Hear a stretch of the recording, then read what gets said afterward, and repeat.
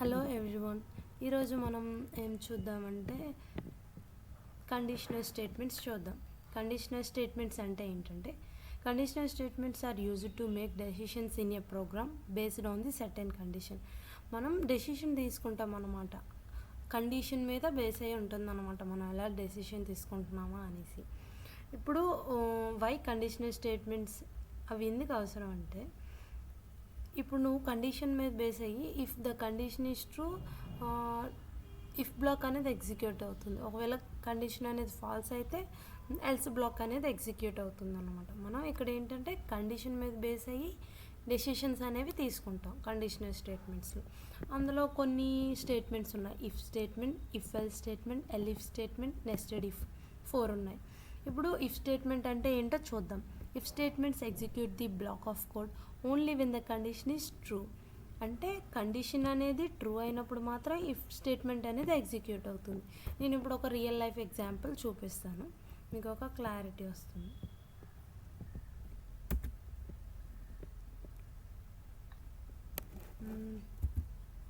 Age తీసుకుందాం. Age ఎంత తీసుకుందాం? 20 తీసుకుందాం. ఇఫ్ ఏజ్ ఈజ్ గ్రేటర్ దాన్ 18,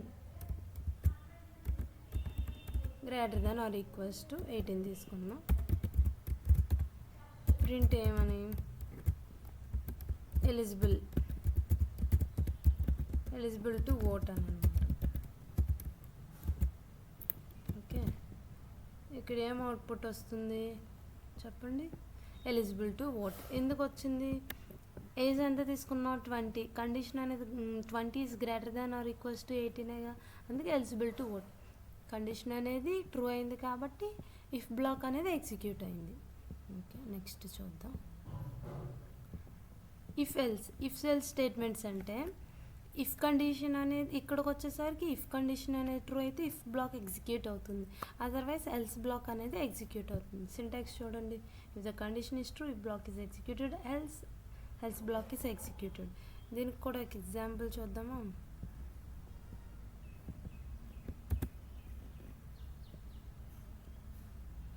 ఏం చేద్దాం? దీన్నే తీసుకోవాల్సింది మనం. ఏజ్ ఈక్వల్స్ టు ఎంత? 18. If age is greater than or equals to 18 అయితే ఎలిజిబుల్. ఎల్స్ ఏంటి?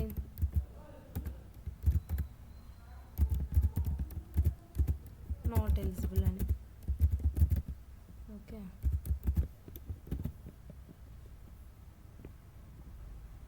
ఎలిజిబుల్. ఇప్పుడు మనం కండిషన్ తెద్దాం. ఎంత పెడదాం? 10 పెడదాం.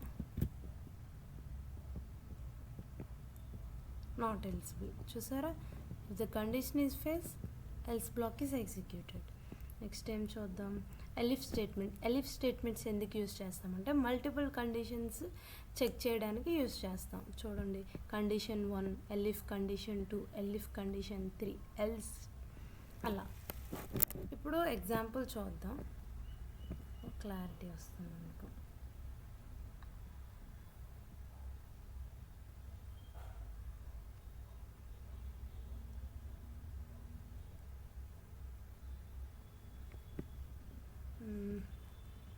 చూద్దాం. మార్క్స్ ఈక్వల్స్ టు ఎంత? 45 తీసుకుందాం. ఇఫ్ మార్క్స్ అనేవి గ్రేటర్ దాన్ ఈక్వల్స్ టు 90 అయితే ప్రింట్ ఏంటి? గ్రేడ్ ఏ అని. ఓకే,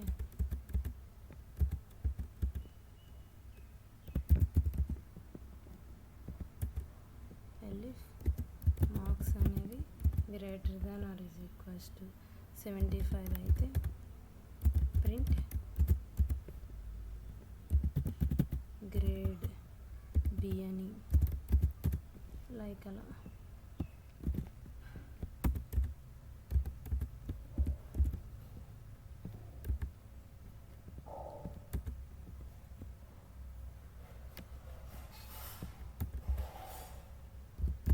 గ్రేడ్ ఏం తీసుకున్నాం? సి అని తీసుకున్నాం. ఒకవేళ 50 బాగుంటే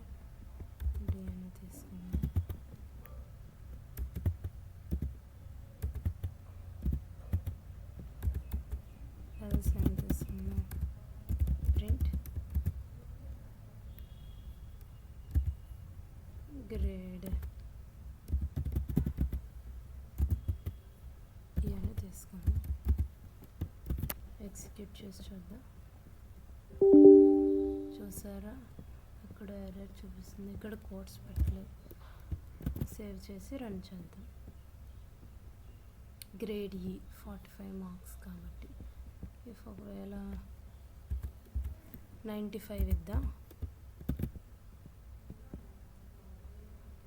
గ్రేడ్ ఏ. ఓకే, క్లారిటీ వచ్చింది అనుకుంటున్నాను.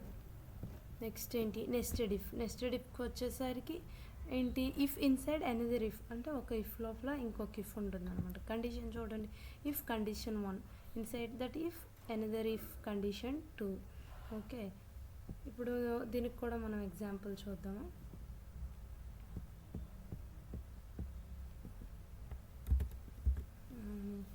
ఏజ్ ఈక్వల్స్ టు 20 ఇద్దాం. Citizen equals to true. If age అనేది great greater than equals to if citizen అనేది ట్రూ అయితే ప్రింట్ ఎలిజిబుల్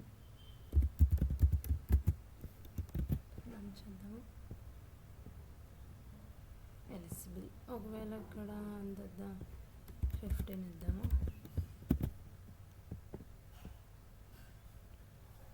ఏం ప్రింట్ అవ్వలేదు, చూసారా. నెక్స్ట్ ఇక్కడ కొన్ని ప్రాక్టీస్ మీకు క్వశ్చన్స్ ఇచ్చాను, చూడండి. కొన్ని నేను చెప్తాను, మీరు రన్ చేయండి. Check whether the number is positive or negative or 0. Okay, copy చేద్దాం.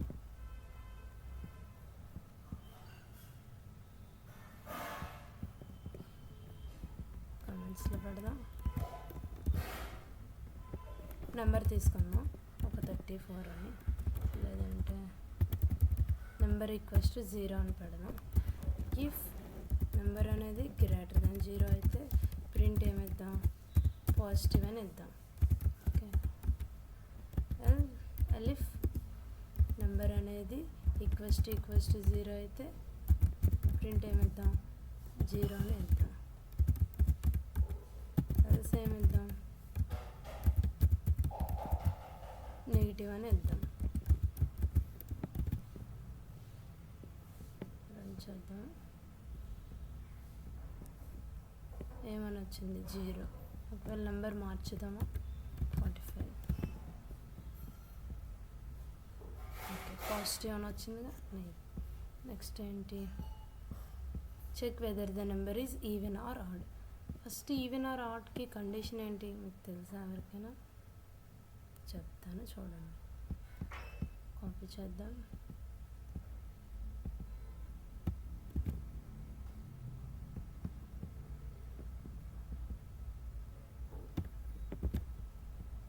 ఇఫ్ నెంబర్ అనేది %2 ఈక్వల్స్ టు 0 వచ్చిందనుకో, అదేమవుతుంది, ఈవెన్ అవుతుంది. అదర్వైజ్ ఏమవుతుంది, ఆడ్ అవుతుంది. ఓకే, ఇదేంటి, ఈవెన్ ఆడ్. ఓకేగా. Next check whether the person is eligible to voter. Already మనం చెప్పాను నేను అది.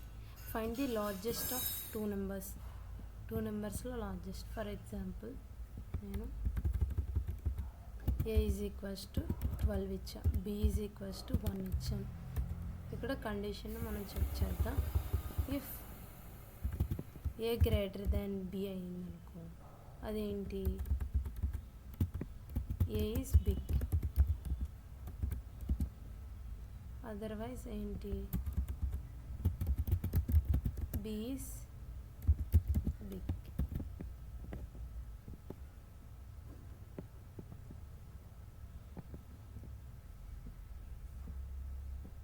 ఏ is big. Okay, next question ఏంటి చూద్దాం. Check whether the student pass or fail, same eligible to vote or not అలానే ఇక్కడ కూడా. Display the grade based on the marks, already marks మీద నేను చెప్పాను. Next login validation program using the nested, ఇది చూద్దాం ఒకసారి ఎలా ఉంటుందో అంటుంది.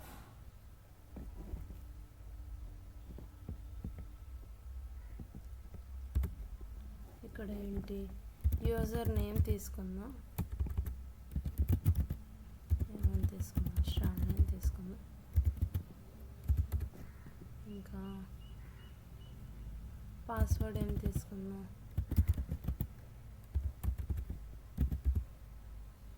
1234 సంథింగ్ అలా తీసుకుందాం.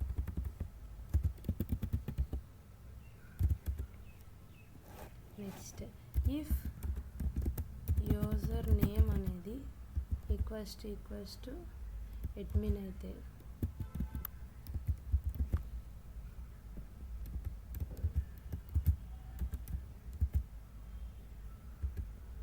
ఇఫ్ పాస్వర్డ్ ఈక్వల్స్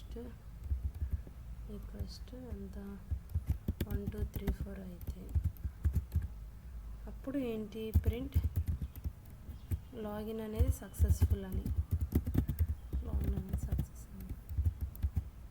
ఇక్కడ చూడండి సింగిల్ కొట్టించా ఇక్కడ ఓకే. నెక్స్ట్ ఇక్కడ inside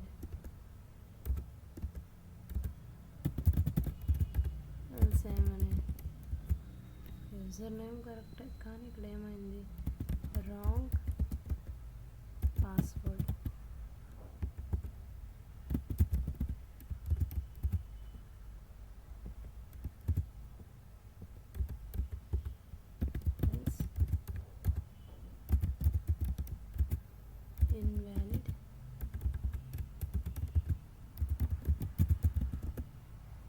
invalid user name.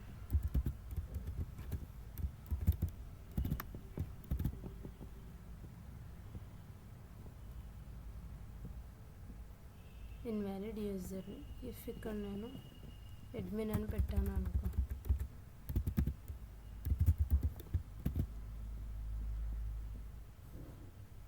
Login success అని వచ్చింది. ఒకవేళ నేను ఇక్కడ 5 పెడతాను, ఎందుకు లాగిన్ సక్సెస్ అని వచ్చింది, యూజర్ నేమ్ పాస్వర్డ్ రెండు కరెక్టే. ఫస్ట్ యూజర్ నేమ్ చెక్ చేస్తుంది, అడ్మిన్ కరెక్టే, తర్వాత నెస్టెడ్ ఇఫ్ కదా, ఇఫ్ లోపల ఇఫ్, పాస్వర్డ్ కూడా కరెక్టే, అందుకే లాగిన్ సక్సెస్. ఒకవేళ నేను యూజర్ నేమ్ కరెక్ట్ ఇచ్చి పాస్వర్డ్ రాంగ్ ఇచ్చాను అనుకో, ఏమొస్తుందో చెప్పండి, రాంగ్ పాస్వర్డ్, అంతే కదా. పాస్వర్డ్ అనేది మ్యాచ్ అయిందా, అవ్వలేదు, అందుకే రాంగ్ పాస్వర్డ్ అని వచ్చింది. ఓకే, మీకు అర్థమైందని అనుకుంటున్నాను. Then thank you.